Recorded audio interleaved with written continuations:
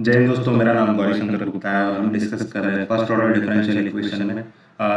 This is lecture number 6 और इस lecture में हम कोई भी नॉन एग्जैक्ट डिफरेंशियल इक्वेशन होता है तो उस केस में हम उसका सॉल्यूशन कैसे लेंगे। एग्जैक्ट के लिए हमने लेक्चर नंबर 5 ऑलरेडी देखा है, बट मान लो आपका डिफरेंशियल इक्वेशन एग्जैक्ट ना हो तो उस केस में आप उसका सॉल्यूशन कैसे लोगे। तो उसके अंदर 4 डिफरेंट केसेस है जिसमें हम केस 1 डिस्कस कर रहे हैं।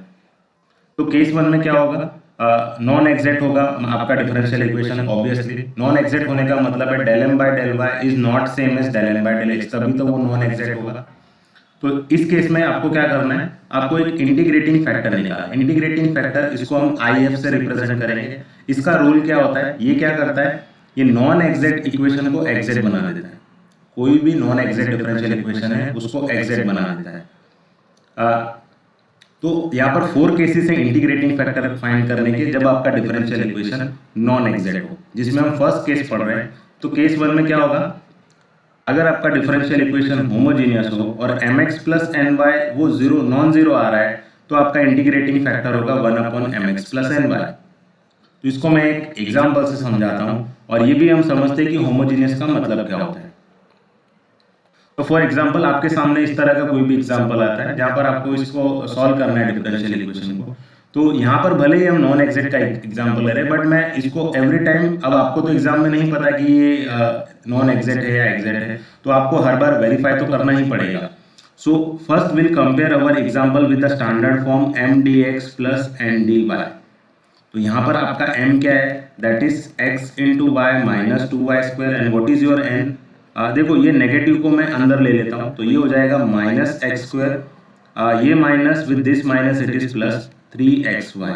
तो पहले चेक करो ये एग्जैक्ट है या नहीं। So del m by del y क्या होता है, ये क्या हो जाएगा x माइनस 2y स्क्वायर का डेरिवेटिव 4y और del n by del x ये क्या हो रहा है माइनस 2x और with respect to x it is plus 3y। तो यहाँ पर del m by del y is not same as del n by del x. तो यहाँ पर x माइनस 4y मिल रहा है, यहाँ पर माइनस 2x प्लस 3y मिल रहा है, तो ये दोनों तो सेम नहीं आ रहे हैं। So therefore the given differential equation is non exact और नॉट एग्जैक्ट, जो भी लिखना चाहो आप लिख सकते हो। तो ये एग्जैक्ट डिफरेंशियल इक्वेशन नहीं है, तो ये नॉन एग्जैक्ट है। नॉन एग्जैक्ट का सॉल्यूशन के लिए हमने केस 1 क्या पढ़ा कि जो mx होमोजीनियस होना चाहिए। देखो होमोजीनियस का मतलब क्या हुआ, हर एक एक्सप्रेशन की डिग्री सेम होनी चाहिए। जैसे यहाँ पर आप x इंटू वाई देखो, इसकी डिग्री क्या है 2। सेकेंड एक्सप्रेशन इसकी डिग्री भी 2 है, यहाँ पर भी देखो इसकी डिग्री 2 है, यहाँ भी इसकी ओवरऑल डिग्री 2 है। x की 1 है, y की 1 है, तो ओवरऑल डिग्री इसकी 2 हो गई। तो हर एक एक्सप्रेशन की डिग्री 2 है, that means it is homogeneous function of degree 2। तो ये होमोजीनियस है। सेकेंड थिंग आपको क्या चेक करना है कि इसका mx plus n y different from zero है या नहीं। ठीक है, तो हम बोलेंगे 1/mx प्लस एन वाई इसका इंटीग्रेटिंग फैक्टर होगा। तो सबसे पहले हम चेक करते हैं कि mx प्लस एन वाई ये डिफरेंट फ्रॉम जीरो है या नहीं। तो हमारा m क्या था, x into y minus 2y square, इसको हम m को x से मल्टीप्लाई करते हैं, प्लस हमारा n क्या था, what is our n, that is negative of x square plus 3xy। इसको हम y से मल्टीप्लाई करेंगे, तो मल्टीप्लाई करो x into x y that is x square y minus 2xy square minus x square into y that is minus of x square y and plus plus here 3xy square. तो ये क्या हो जाएगा, plus x square minus x square cancel out, यहाँ पर minus 2xy square है plus 3xy square है, तो यहाँ पर सिर्फ क्या मिलेगा xy square which is different from zero. तो mx प्लस एन वाई वो डिफरेंट फ्रॉम जीरो आ रहा है, mx प्लस एन वाई ये क्या आ रहा है, डिफरेंट फ्रॉम जीरो आ रहा है। तो आपका इंटीग्रेटिंग फैक्टर क्या हो जाएगा, that is 1/mx plus 1y। तो mx प्लस एन वाई क्या मिला हमें, xy स्क्वायर। सो 1/xy स्क्वायर इसका क्या हो जाएगा, इंटीग्रेटिंग फैक्टर। तो इंटीग्रेटिंग फैक्टर क्या करता है, नॉन एग्जैक्ट को एग्जैक्ट बना देता है। तो देखते हैं हम उसको कैसे एग्जैक्ट बना रहा है। तो जो भी आपका एग्जाम्पल है उसी एग्जाम्पल को हम बोलेंगे इक्वेशन नंबर 1।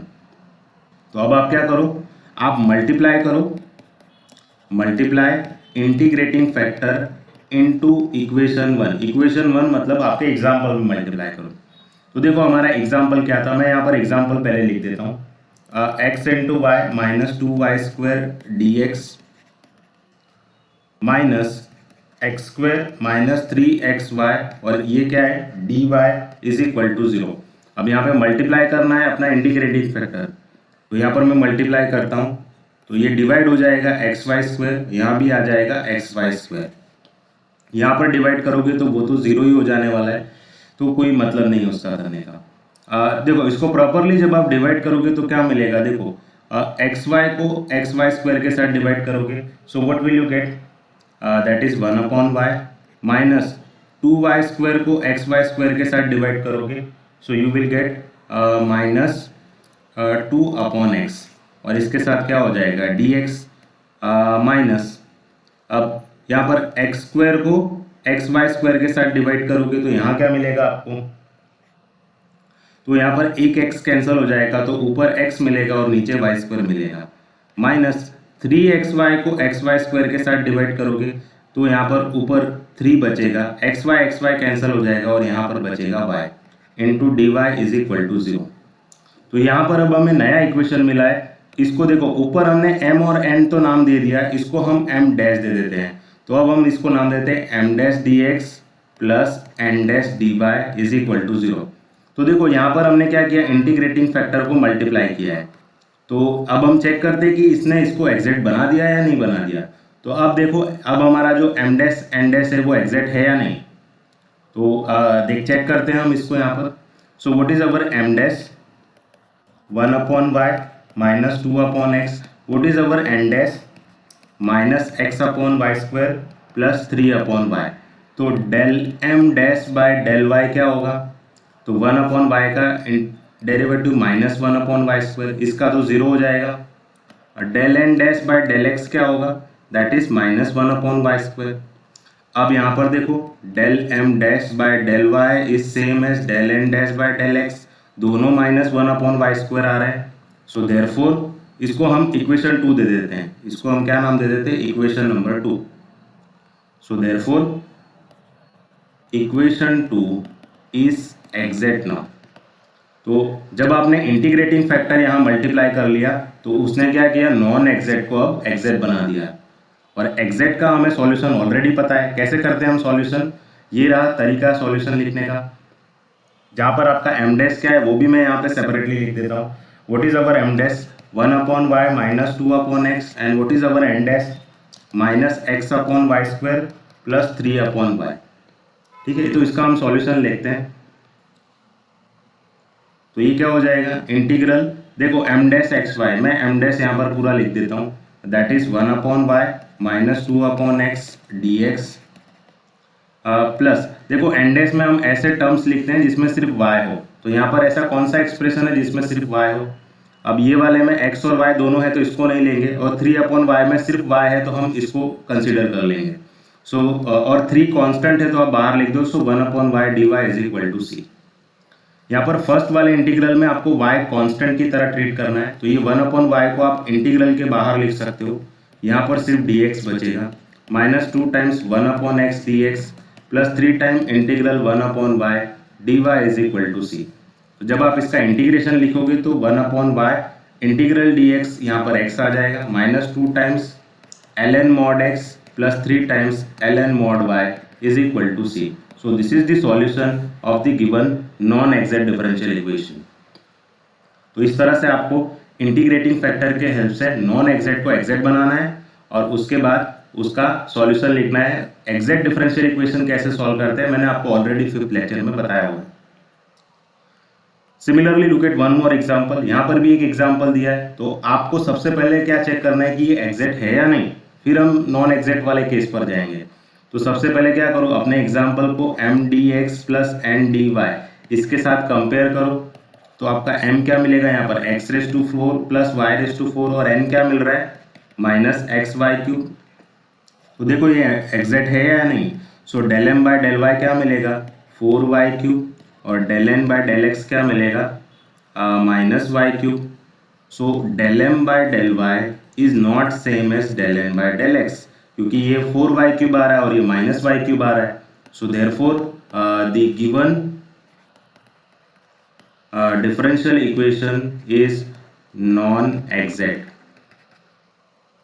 तो इसको हम इक्वेशन नंबर 1 बोल देते हैं हमारे एग्जाम्पल को। ये एग्जैक्ट नहीं है, एग्जैक्ट नहीं है तो हमने अभी केस 1 में क्या देखा, अगर वो होमोजीनियस है और mx plus n y different from zero है, तब हम क्या करेंगे, 1/mx प्लस एन वाई उसका इंटीग्रेटिंग फैक्टर होगा। तो पहले देखो ये होमोजीनियस है क्या, हर एक एक्सप्रेशन की डिग्री सेम है इसमें। तो देखो x⁴ की डिग्री क्या है 4, y⁴ की भी 4 है, xy³ x की डिग्री 1 है, y³ की 3 है, तो दोनों मिला के 4 डिग्री हो गए। हर एक एक्सप्रेशन की डिग्री सेम है, 4 है, तो ये होमोजीनियस फंक्शन है ऑफ डिग्री 4। दूसरा, अब हमें क्या चेक करना है कि mx plus n y different from zero है कि नहीं, तो वो हम चेक कर लेते हैं। तो mx प्लस एन वाई, हमारा m क्या है, m है हमारा x⁴ प्लस y⁴, उसको x से मल्टीप्लाई करना है, प्लस n क्या है हमारा -xy³ उसको y से मल्टीप्लाई करके देखो। तो ये मल्टीप्लिकेशन क्या आएगा, x⁵ plus xy⁴ minus xy⁴। सो ये दोनों तो कैंसिल हो गए, तो आपको मिलेगा x⁵ which is different from zero. तो आपका mx plus n y different from zero आ रहा है, तो आप क्या बोल सकते हो 1/mx प्लस एन वाई, जो कि हमारा क्या आया x⁵, तो ये भी क्या होगा, हमारा इंटीग्रेटिंग फैक्टर होगा। तो ये जो इंटीग्रेटिंग फैक्टर मिला आपको, इसी को आपको इक्वेशन 1 में मल्टीप्लाई करना है। So multiply integrating factor into equation 1। Equation 1 मतलब आपका एग्जाम्पल, हमारा एग्जाम्पल क्या था, मैं यहाँ एग्जाम्पल लिख दे रहा हूँ। देखो x⁴ plus y⁴ dx minus xy³ dy is equal to 0। अब हमें किसको मल्टीप्लाई करना है, हमारे इंटीग्रेटिंग फैक्टर को, यानी 1/x⁵ को मल्टीप्लाई करना है। तो ये डिवीजन में चला जाएगा, यहाँ भी 1/x⁵, तो ये भी डिवीजन में चला जाएगा। तो यहाँ एक्चुअली हमने क्या किया, मल्टीप्लाई किया है, बट ये 1/x⁵ है, तो ये डिवीजन में चला जाएगा। तो दोनों को सेपरेटली x⁵ से डिवाइड करोगे तो x⁴/x⁵ ये क्या हो जाएगा, दैट इज 1/x प्लस ये हो जाएगा y⁴/x⁵ dx माइनस, देखो ये जो एक्सप्रेशन है उसको x⁵ से डिवाइड करोगे तो ये मिलेगा y³ x⁴। एक x तो यहाँ कैंसिल हो गया और dy इज इक्वल टू 0। तो इसको हम बोल देते हैं इक्वेशन नंबर 2। तो अब हम चेक करते हैं कि हमारा ये equation number 2 after multiplying integrating factor to your example, जो हमें इक्वेशन नंबर 2 मिल रहा है वो एग्जैक्ट हुआ या नहीं हुआ। तो देखते हैं हम इसको बोल देते हैं m डैश। ये पूरा एक्सप्रेशन क्या है हमारा, इसको हम दूसरा नाम दे देते हैं m डैश बोल देते हैं इसको, और ये जो दूसरा वाला है एक्सप्रेशन इसको हम बोल देते हैं n डैश। तो मैं इसको नेक्स्ट स्लाइड में कर रहा हूँ। तो देखो हमारा m डैश क्या है, 1/x प्लस y⁴/x⁵, और n डैश क्या है हमारा -y³/x⁴। तो देखो ये एग्जैक्ट हुआ क्या, so del m dash by del y, तो ये तो 0 हो गया। y का डेरिवेटिव क्या होगा, ये 4y³/x⁵। Now del n dash by del x क्या होगा, तो -y³। 1/x⁴ का डेरिवेटिव क्या होगा, देखो x⁴ ये ऊपर जाएगा तो -4 हो जाएगा, सो -4x⁻⁻⁻1, तो ये क्या हो जाएगा एक्चुअली, ये माइनस और ये माइनस हो जाएगा प्लस, और ये हो जाएगा 4y³। यहाँ पर x का पावर -5 आएगा और उसको डिनोमिनेटर में ले जाओगे तो x का पावर 5। तो अगर आप देखोगे यहाँ पर del m dash by del y is same as del n dash by del x, दोनों सेम आ रहे हैं, 4y³/x⁵, 4y³/x⁵। So what we can say that therefore the equation 2 is exact। हो गया इक्वेशन 2 एग्जैक्ट, क्योंकि यहाँ पर ये कंडीशन सेटिस्फाई कर रहा है, तो इक्वेशन 2 क्या हो गया, एग्जैक्ट हो गया। और एग्जैक्ट का सॉल्यूशन कैसे लिखते हैं हमें पता है, तो यहाँ पर हमारे m डैश और n डैश पहले लिख दो। देखो हमारा m डैश क्या आया था, 1/x plus x⁴/y⁵। n dash क्या आया था हमारा -y³/x⁴। तो इसका सॉल्यूशन लिखते हैं हम। सो इंटीग्रल m डैश क्या है हमारा 1/x plus x⁴/y⁵ dx plus integral n dash, but n dash में हमें ऐसे टर्म्स लिखने हैं जिसमें सिर्फ y हो, यहाँ पर ऐसा कोई भी एक्सप्रेशन नहीं है जिसमें सिर्फ y हो, यहाँ पर y के साथ x भी आ रहा है तो ये पूरा 0 हो जाएगा, दिस इक्वल्स टू c। और यहाँ पर फर्स्ट वाले इंटीग्रल में आपको y को कांस्टेंट की तरह ट्रीट करना है तो ये क्या हो जाएगा, इंटीग्रल 1/x dx। देखो y को कांस्टेंट की तरह ट्रीट करोगे तो 1/y⁵, तो यहाँ पर इंटीग्रेशन किसका होगा, x⁴ dx का होगा। So this equals to c। तो 1/x का इंटीग्रेशन क्या होगा, ln mod x plus 1/y⁵। तो x⁴ का इंटीग्रेशन क्या हो गया ये,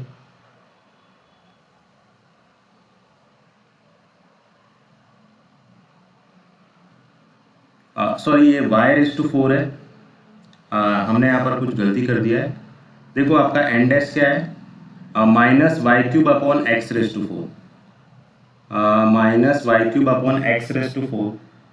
ठीक है।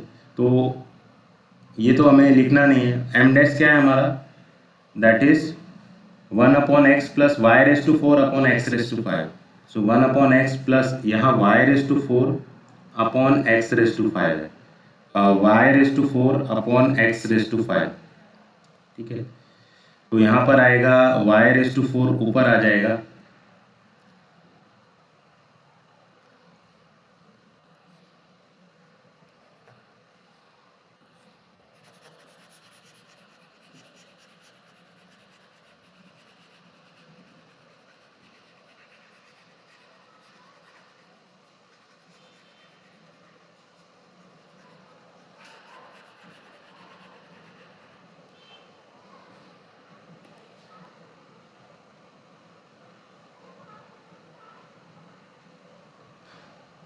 now I will write the general solution of the given equation number 2। तो देखो उसके लिए आपको m डैश और n डैश यहाँ लिखना पड़ेगा। तो हमें m डैश क्या मिला था, that is 1/x plus y⁴/x⁵।